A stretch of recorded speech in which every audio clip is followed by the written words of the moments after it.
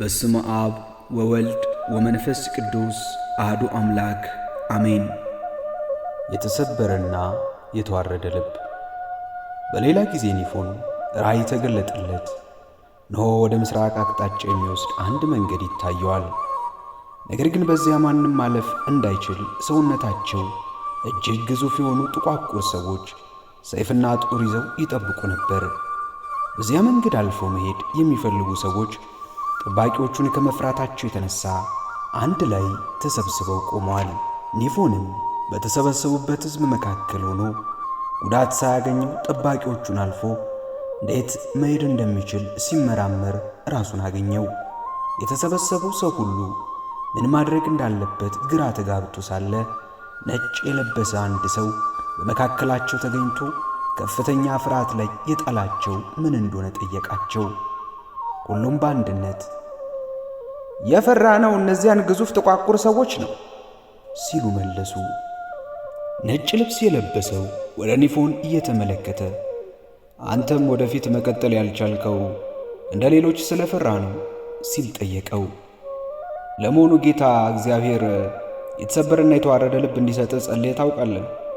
በማለት ተጨማሪ ጥያቄ ያቀረበለት።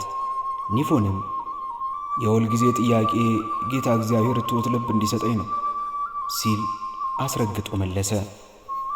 በፊቱ ነጭ ለብሶ የቆመው መልአክም መልካም፣ እንግዲያው ቸርነቱን ታደንቅ ዘንድ ትሑት ልቦናን እሰጥ ዘንድ ልኮኛል በማለት ሁሉም እየተመለከተ የኒፎንን ደረት ሰንጥቆ የቀደመ ልቡን አውጥቶ መሬት ላይ ከወረወረው በኋላ ሌላ አዲስ ልብን በስፍራው ተካለት።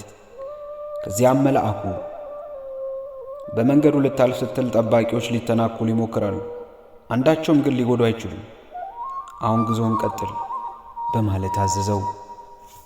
ለኒፎን የተደረገውን ያዩ ሁሉም መልአኩ ለእርሱ እንዳደረገለት ለእነርሱም በተመሳሳይ እንዲያደርግላቸውና መንገዳቸውን መቀጠል እንዲችሉ ለመኑት። መልአኩ ግን ትሑት ልቦናን ይሰጣችሁ ዘንድ ጌታን ለምኑት ይሰጣችሁማል፣ የሚለምን ሁሉ ይቀበላልና። ትሑት ልቦናን ካልያዛችሁ ግን እነዚህን ጠባቂዎች ማለፍ ጉዟችሁንም መቀጠል አትችሉ። መሰናክሉን አልፋችሁ መንገዳችሁን እንድትቀጥሉ ያለው ብቸኛ አማራጭ ትሑት ልቦናን መያዝ ነው። ከጌታ እግዚአብሔር ዘንድ ትሑት ልቦናን ሲቀበል ያያችሁት እርሱ በጣም ለብዙ ዓመታት ጌታ እግዚአብሔርን ሲለምን ነበር። የለመነውንም እነሆ ተቀበለ። ስለዚህ ያለ አንዳች ስጋትና ችግር ጉዞውን መቀጠል ችሏል ሲል አስረዳቸው። ትሑት ልቦና የተቀበለው ኒፎን ያለ አንዳች መሰናክል መንገዱን ሲጓዝ ሁሉም ይመለከቱ ነበር። የመጀመሪያው ኬላ ጋር ሲደርስ ሁለት ጠባቂዎች ሰይፋቸውን መዘው ወደ ኒፎን ተንደረደሩ። ነገር ግን አጠገቡ ሲደርሱ ሁለቱም እጃቸው ወደ ድንጋይነት ተቀይሮ ያለ አንዳች ስጋት አልፏቸው ጉዞውን ቀጠለ። ሁለተኛው ሦስተኛውን እያለ የነበሩትን ኬላዎች ሁሉ ሲያልፍ በዚያ የነበሩ የኬላዎች ጠባቂዎች በእርሱ ላይ ምንም ማድረግ ሳይቻላቸው ቀረ። ወደ መጨረሻው ሲቀርብ ለቁጥር የሚያዳግት ብዛት ያላቸው ተሰብስበው ሊተናኮሉት ቀረቡ። ነገር ግን ሁሉም ድዳና መንቀሳቀስ የማይችሉ በድን ሆኑ። ከብዛታቸው የተነሳ መንገዱን ስለዘጉበት ኒፎን ከፊት ያሉትን ሲገፋቸው አንዱ ባንዱ ላይ እየተነባበሩ ወደቁ። ለመሆኑ ወደ ሕይወት የሚያደርስን መንገድ ላይ ይህን ሁሉ መሰናክል ያደረገ ማን ነው? በማለት በታላቅ ግርማ ጠየቃቸው። ለጥያቄው መልስ ሳይጠብቅ ሁሉም በመደነቅ አተኩሮ እያዩት አልፏቸው መንገዱን በድል አጠናቀቀ። ሲያየው የነበረው ራእይ ተመልሶ ትርጓሜው ምን ይሆን በማለት ይደነቅ ጀመር። የተሰወረውን ምስጢር የሚገልጥ ጌታ መንፈስ ቅዱስ የራእዩን ምስጢር ያስረዳው ዘንድ ከእርሱ ጋር ነበር። ጌታ መንፈስ ቅዱስም ኒፎን ሆይ ስላየው ራእይ ትርጉምን ማወቅ ከወደድክ በማስተዋሉን ሲላሰሰው፣ ከዚያም ተጓዝበት የነበረው መንገድ በወንጌል ወደ ሕይወት የሚወስደው መንገድ ቀጭን መግቢያውም ጠባብ ነው የተባለ ሕይወት መንገድ ነው። ጥቋቁር ግዙፋን ሰዎች ተመስለው ያያቸው የሕይወት መንገድ ላይ የሚሄዱትን ሁሉ የሚቃወሙ እርኩሳን አጋንንት ናቸው። አንተም የተሰበረና ትሑት ልብ የሌለው ማንም በዚያች መንገድ አልፎ ሊሄድ እንደማይችል አውቃል። ትሑትና የተሰበረ ልብ እንዲኖርህ ለምነ ነበር፣ ተቀብለህማል። ከዚህ በኋላ ከሌሊት ግርማ፣ በቀን ከሚበር ፍላጻ፣ በጨለማ ከሚሄድ ክፉ ነገር፣ ከአደጋና ከቀትር ጋኔን አትፈራም። ምክንያቱም ልዑልን መጠጊያ አድርገሃልና። ከዚህ በኋላ ብዙ ፈተና ይጠብቅሃልና ተጠንቀቅ። ነገር ግን እኔ ካንተ ጋር ነኝና ድል ይነሱ ዘንድ አይችሉም በማለት ሚስጥሩን ገልጾና ወደፊት የሚጠብቀውን ነግሮ አጽናናው። ቅዱሱም ሊገለጥ በማይችለው መዓዛ መንፈስ ቅዱስ ተሸንፎ ሊያስተውለው ከሚችለው ቀናት በላይ ተመስጦ ቆየ። ቅዱሱ ወደ ቀደመ አኗኗሩ ሲመለስ የመንፈስ ቅዱስን ጣዕምና መዓዛ ይገልጥ ዘንድ ለሰው አይቻለውም። ከመንፈስ ቅዱስ የሆነውን ደስታ ለማነጻጸር የሚሆን ምንም ነገር በዚህ ዓለም አይገኝም።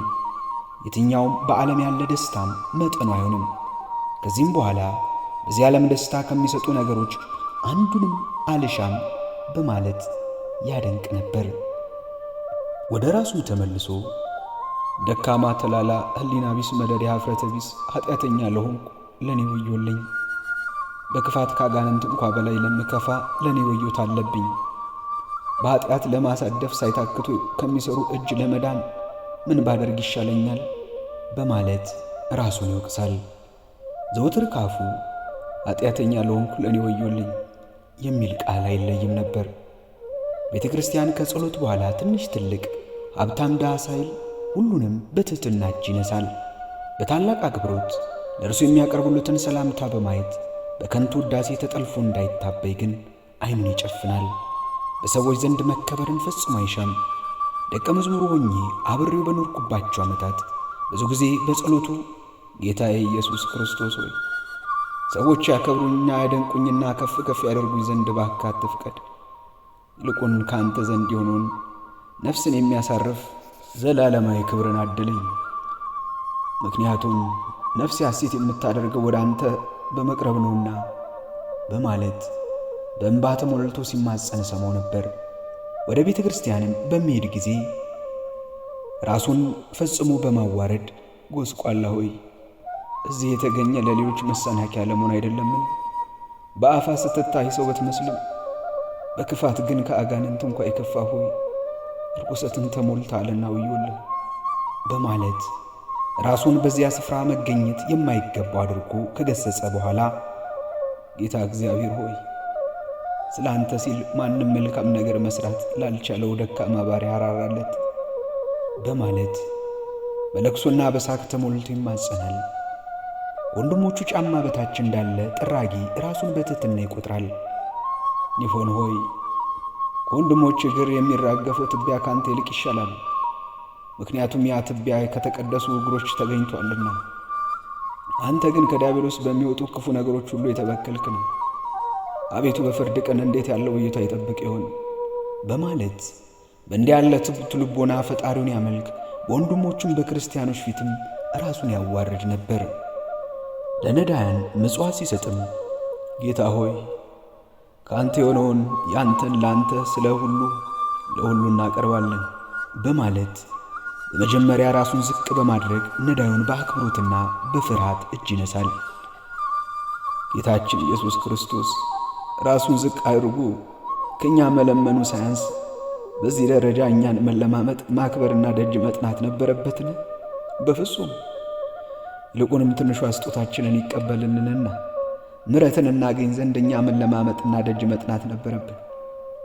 ክርስቶስ እንዴት ማክበር እንዳለባቸው የሚያውቁና እዚያም የሚጠነቀቁ ብፁዓን ናቸው ሲል ይመክራል።